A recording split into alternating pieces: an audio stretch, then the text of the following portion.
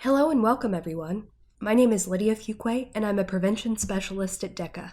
Before we dive into what culture is, how cultural competency works, and building culturally competent coalitions, it is important to set the foundation for our discussion by laying out why cultural competence matters in the work that we do. The idea of cultural competence has become a bit of a buzzword, but it is important to remember the true value and impact that practicing cultural competence has on the people you serve. Relationship building is at the heart of both coalition work and cultural competence. Through exercising cultural competence both individually and organizationally, you are meeting communities where they are at. Cultural competence creates an environment of respect and honors the experiences and beliefs of individuals and families. Practicing cultural humility sets the stage for better understanding and meeting the needs of the community you're serving, and is the first step towards health equity in our community. Before we talk about cultural competence, we need to get a bit more familiar with the concept of culture. Culture shapes how people see their world. It is the way of life of groups of people and how they engage in their community and family life. Culture goes beyond race and ethnicity and can include many elements of a person or group of people's identities. It is important to recognize that how a person or group of people defines their culture is unique to their experiences. This list isn't all-encompassing, but it gives you an idea of the many ways people might define their culture, including through gender or gender identity, age, income, race or ethnicity, education, disability, religion, or geographic location. Take a moment to think of components of your identity you use to define your culture. For your community to benefit from your coalition's strategies and programs, it is essential that the strategies and programs fit within the culture of your community, taking into consideration the values, customs, beliefs, roles, manners of interacting, and communication styles. If culture is considered in every step of the prevention planning process, and cultural differences are viewed as assets, then the evidence-based strategies selected and put in place are more likely to be effective. There are different ways that people think about and express their culture, and these are considered the elements of culture. Norms are how people behave. For example, in the United States, many people shake hands when first meeting someone, and this would be considered a cultural norm. Values are what are important to people. For example, in tribal communities, elders are very respected for their wisdom and life experiences. Beliefs are what people think about something. For example, in some cultures, people believe that talking about a possible poor health outcome will cause that outcome to occur. Symbols are how people express themselves through art, stories, music, and language. For example, a cultural symbol of Islam is the crescent moon and star. And practices are customs or patterns of behavior that may not be connected to beliefs and values, such as religious and spiritual practices, medical treatment practices, or forms of artistic expression. When working with others in the practice of cultural competence, it is so very important to keep in mind that just like an iceberg, some elements of culture are easy to see, but most elements of culture are hidden or difficult to see. For example, religious clothing or jewelry would be visible, whereas religious beliefs may not be.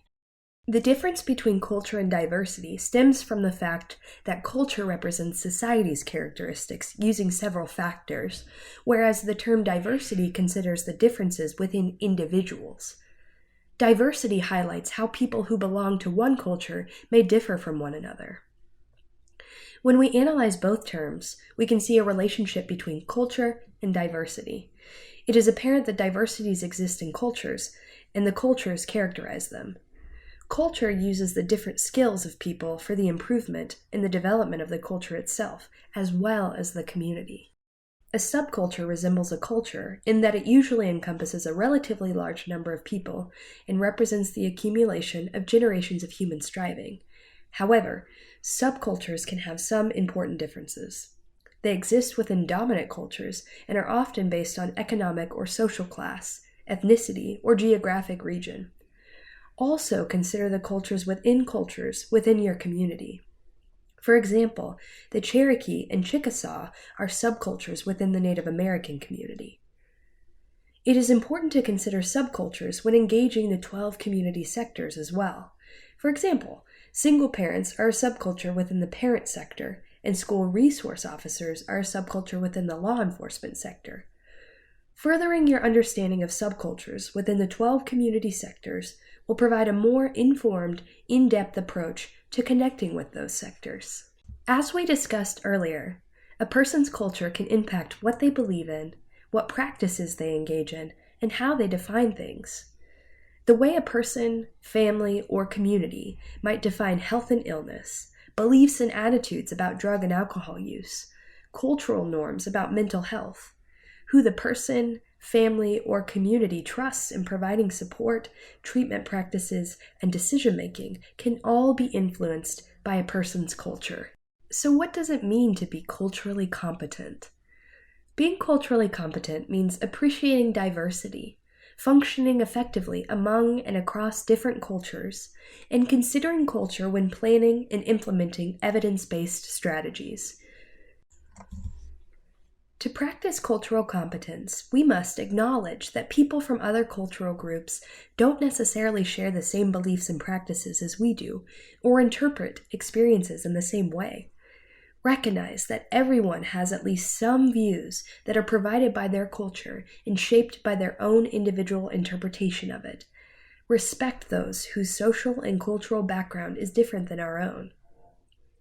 Having cultural competence means having the capacity to function effectively, both individually and as a coalition, within the context of the cultural beliefs, behaviors, and needs of a community or population group. Like sustainability, cultural competence is pervasive throughout the strategic prevention framework and needs to be considered and included in all aspects, starting at the very beginning of the strategic prevention framework. As I shared before, relationship building is at the heart of cultural competence. Being respectful of others and being responsive to the needs of others are two ways you can show cultural competence. Being respectful means recognizing and valuing cultural differences, such as the health beliefs, practices, and linguistic needs of diverse populations. Being responsive means knowing something about the culture of the group that the interventions focus on, customizing prevention and promotion in a way that respects and fits within the group's culture, and involving people from the targeted cultural group from the very beginning in assessing needs, developing resources, planning and implementing interventions, and evaluating their effectiveness.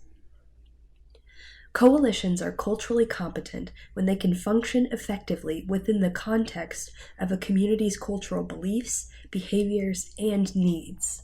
Being culturally competent means appreciating diversity, functioning effectively among and across different cultures, and considering culture when planning and implementing evidence-based strategies.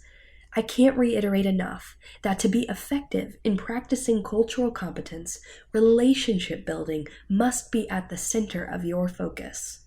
Elements of a culturally competent coalition include genuinely valuing the diversity of individuals and communities and their experiences, having an awareness of the dynamic of difference, and being aware of attitudes. Coalitions cannot begin to develop policies and procedures around cultural competence if the coalition and its members do not value diversity.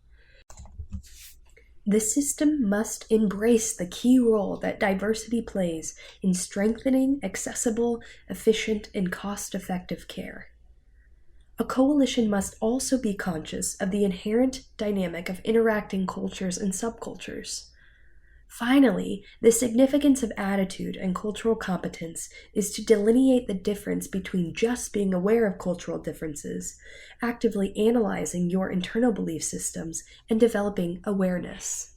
Although you may have limited influence on cultural competency within your coalition, it is helpful to understand the qualities of a culturally competent coalition since it will impact your work. Being a culturally competent coalition will and should always be a work in progress. Coalitions should conduct a regular assessment of its members' experiences working with diverse communities and focus populations. It also regularly assesses the range of values, beliefs, knowledge, and experiences within the organization that would allow for working with focused communities. Your coalition must be culturally competent on the inside as well as on the outside. As your coalition engages in each step of the strategic prevention framework, you have an opportunity to identify and practice cultural competence in the following ways. Often in our communities, there are entire groups of people who are not considered or consulted in community decisions. It is imperative that coalitions work to identify and engage these groups in their work. Doing so increases respect, mutual understanding, creativity and problem solving, and participation of a wide variety of cultural groups. From rural to suburban to urban, every community has groups and individuals waiting to be engaged. Though the groups listed on the screen are not all the unusual voices that can be engaged, hopefully these examples will spark some thought to look for those not at the prevention table. Coalitions that actively work to become culturally competent are positioned to be more effective in reaching their vision and goals. More community ownership and buy-in will strengthen your coalition and its efforts. More effective strategies positively impact all populations and cultures. A diverse coalition can draw upon the many skills, experiences, and practices of its diverse population. More agility gives a better opportunity to respond to changes in community demographics.